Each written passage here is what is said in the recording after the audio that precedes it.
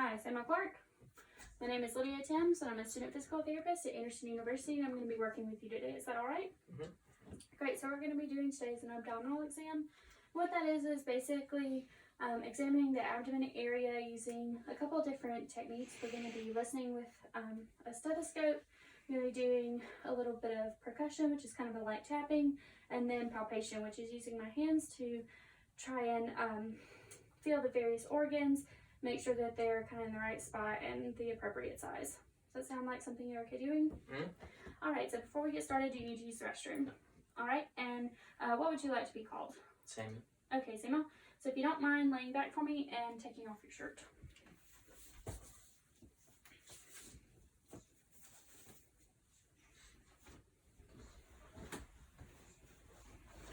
Okay, so the first thing I'm going to be doing is just a visual examination.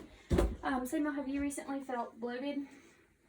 Okay, so what I'm looking for is any hernias or masses, bruising or scarring, or any pulsatile masses. I don't see any of those things on Samuel, so I would say that his visual examination looks good. The next thing I'm going to be doing, Samuel, is listening for bowel sounds in each of the 4 quadrants. And I should be able to hear them in each quadrant. Try and warm up my stethoscope.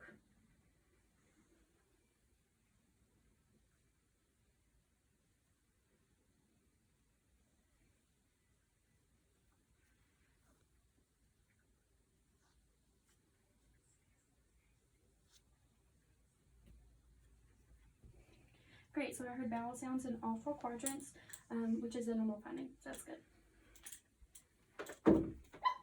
Okay, so the next thing we're going to be doing is percussion, and what that is basically, like I said, the light tapping around in each of the 4 quadrants of the abdomen, and then we'll use this technique to try and measure the liver size, but what we're really looking for is a comparison between a tympanic sound, which is typically when you're percussing over air-filled sounds, it's a lighter sound, versus a dull sound, which is when you're percussing over something more dense, like a rib or a liver. Okay, so we'll just start with this.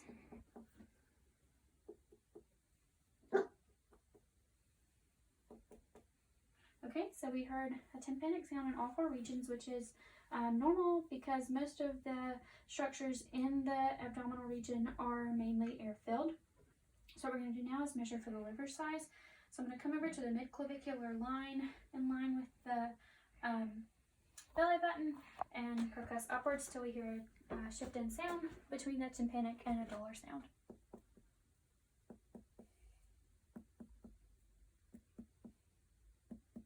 Okay, so we hear this dull sound. Then we're going to come and palpate in between the ribs to try and hear that dull sound again. Okay, so we hear that dull sound, and if we had a skin marker that might be helpful, but we're going to measure approximately the width. And it looks to be about 8 centimeters, which is normal for your age and gender. So, good job. Okay, the next thing we're going to be doing is palpating for costovertebral angle tenderness. So we come off the last rib and we come over to the spine, and that forms our angle. And what we do from there is we just percuss using the inner side of our hand over the area. Okay, now.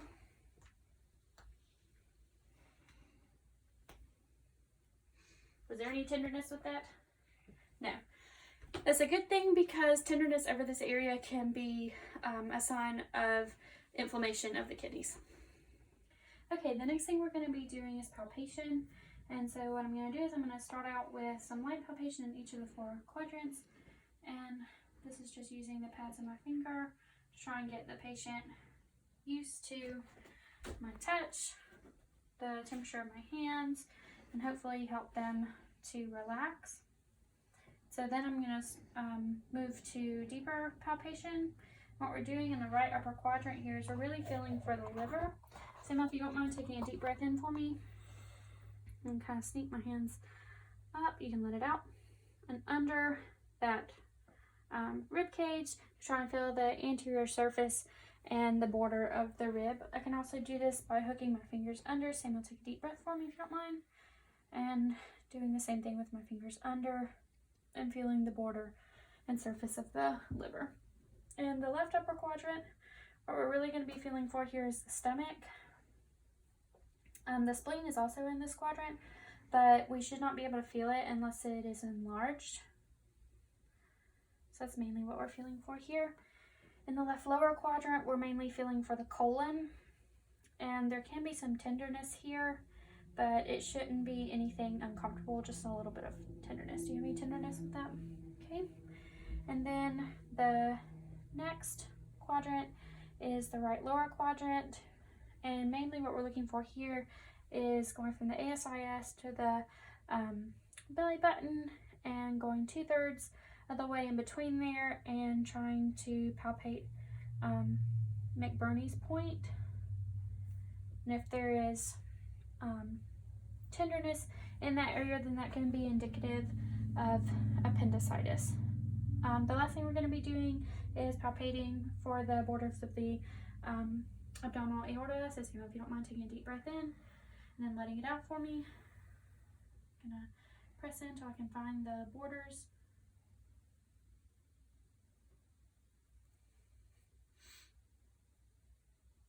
Okay, I'm going to find them on the other side.